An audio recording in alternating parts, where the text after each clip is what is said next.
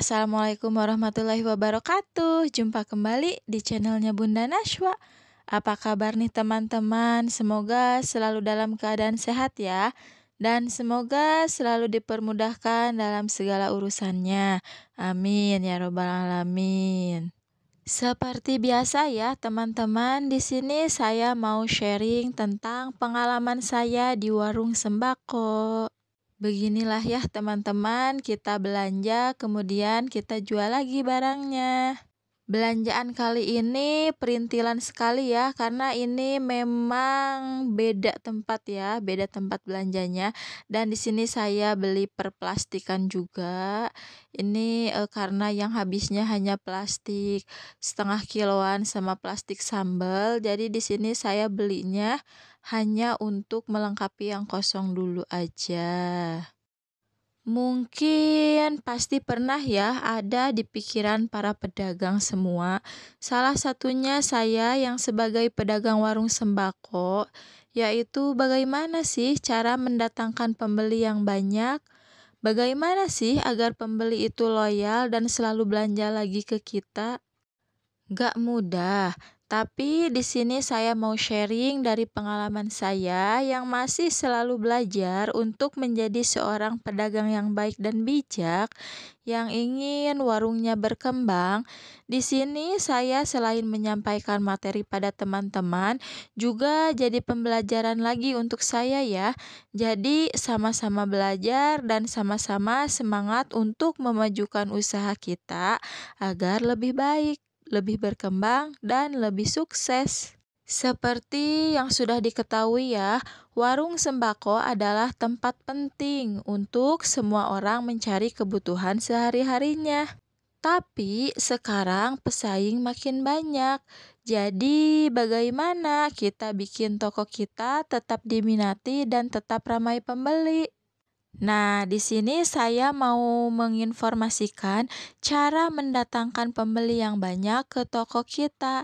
Nah, yang pertama, selalu bersikap ramah kepada siapapun, karena sikap ramah ini merupakan cerminan kepribadian yang baik dari seseorang. Nah, kita juga merasakan jika orang lain berperilaku ramah pada kita, itu membuat kita enak dan nyaman. Begitupun jika kita ramah kepada pembeli, pembeli pun merasa enak dan nyaman belanja di warung kita. Dan pastinya pembeli tersebut akan datang lagi ke warung kita. Kemudian kita juga harus cepat tanggap ya jika ada pembeli datang ke warung. Sambut dengan senyum dan tanya mencari barang apa. Jangan sampai sudah ada pembeli di warung, penjualnya tidak ada. Atau misal susah untuk keluarnya ya. Itu menjadi pembeli merasa tidak nyaman ya, tidak ada sambutan dari yang punya warungnya. Selain itu, kita juga harus menjaga komunikasi yang baik ya dengan pembeli.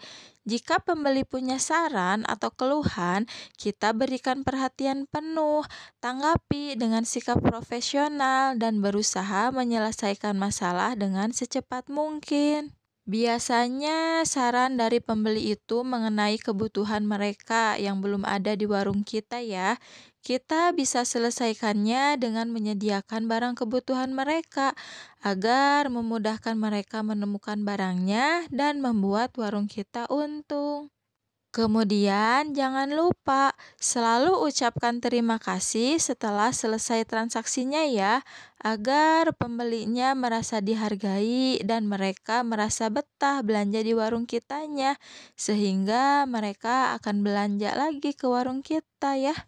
Kemudian cara yang kedua agar banyak pembeli datang ke warung kita ya, yaitu barang komplit. Nah, jangan sampai ada barang yang sampai kosong atau habis ya, apalagi untuk barang-barang kebutuhan sehari-hari. Karena biasanya pembeli ingin membeli barang yang dibutuhkannya ada di satu tempat. Jadi tidak harus mencari lagi ke warung lain untuk membelinya ya. Ketika barang mau habis, segera catat agar nanti ketika mau belanja barang itu tidak lupa. Kemudian kita juga bisa berinovasi lagi ya untuk kekompletan barang di warung kita, seperti yang di poin pertama tadi. Ketika ada saran dari pembeli mengenai barang yang dibutuhkannya belum ada, kita bisa menyediakannya barang itu. Dengan begitu, pembeli merasa terbantu dengan barangnya ada di warung kita, dan kita bisa menjadi terkenal juga ya. Karena pasti orang-orang akan cerita ke orang lain, akan merekomendasikan bahwa di warung ini selalu ada. Namun, untuk melengkapi produk yang belum ada di toko kita sesuai dengan pesanan pembeli tadi, kita juga harus memperhitungkan keuangan di toko ya. Apabila barang-barang yang paling penting masih pada kosong, maka kita fokuskan dulu untuk barang-barang yang memang sangat dibutuhkan. Nantinya, ketika sudah ada uang lebih, baru kita bisa berinovasi untuk menyediakan barang yang lainnya. Kemudian, cara yang ketiga agar banyak pembeli ke warung kita yaitu harga terjangkau. Kita jual produk jangan terlalu murah, juga jangan terlalu mahal ya. Saya pribadi ambil keuntungan antara 10 sampai 25% untuk barang-barang selain rokok dan kebutuhan pokok ya. Saya juga selalu mengamati harga jual pasar berapa ya, dengan cara tanya-tanya ke pelanggan dekat, atau misal coba belanja sendiri ke toko lain ya, atau misal di grup warung, bisa juga lihat-lihat ke minimarket ya. Nah, dari informasi itu saya dapat menentukan harga jual yang cocok. Kemudian, supaya toko kita dicap murah oleh pembeli, kita bisa menjual produk-produk yang cepat laku seperti kebutuhan pokok dengan harga murah. Tujuannya adalah pancingan ya untuk pembeli belanja ke toko kita, dan harapannya belanja barang yang lain yang dibutuhkan yang ada di toko kita. Selain itu, kita juga bisa membuat harga paketan ya, seperti contohnya jual satuan, misalnya harga normal seperti di toko lain. Nah, misal kalau mau beli dua atau beli tiga, itu harganya kita bisa kasih lebih murah lagi. Nah, seperti itu ya. Kemudian yang keempat, kualitas barang. Kita harus selalu menjaga produk yang kita jual dalam keadaan baik, bersih, dan masih layak konsumsi ya atau layak pakai. Nah, untuk produk yang kemasannya jelek atau rusak, pisahkan saja ya. Selanjutnya, kita juga perhatikan tanggal kadaluarsanya. Jangan sampai ada produk yang sudah melewati expire terjual. Nah, untuk cara mengurangi produk expire, kita itu kalau sudah belanja harus menjual dulu produk yang terdahulu ya. Kemudian produk yang barunya kita jual belakangan. Nah, untuk produk yang kira-kira sudah dekat dengan expire, kita bisa jual diskon ya, agar barangnya tidak mubazir. Kemudian yang kelima, jangan membeda-bedakan harga.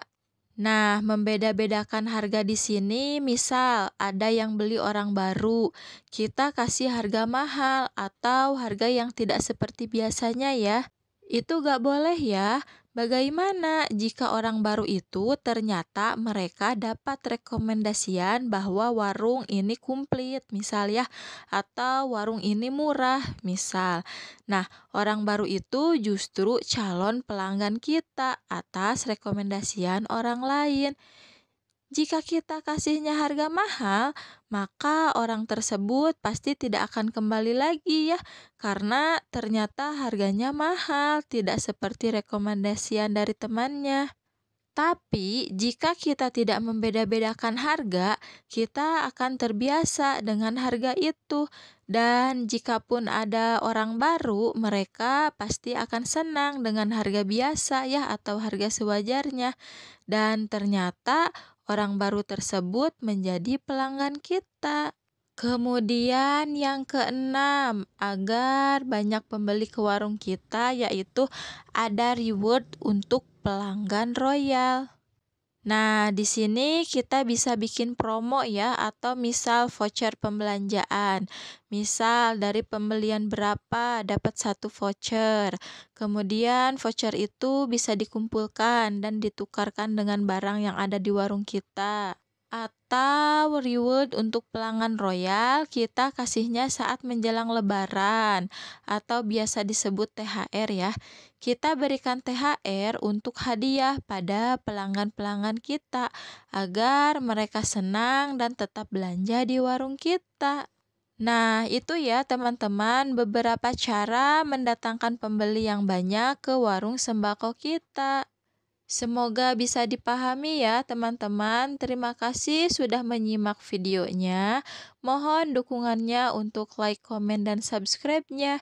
Sampai jumpa di video selanjutnya. Wassalamualaikum warahmatullahi wabarakatuh.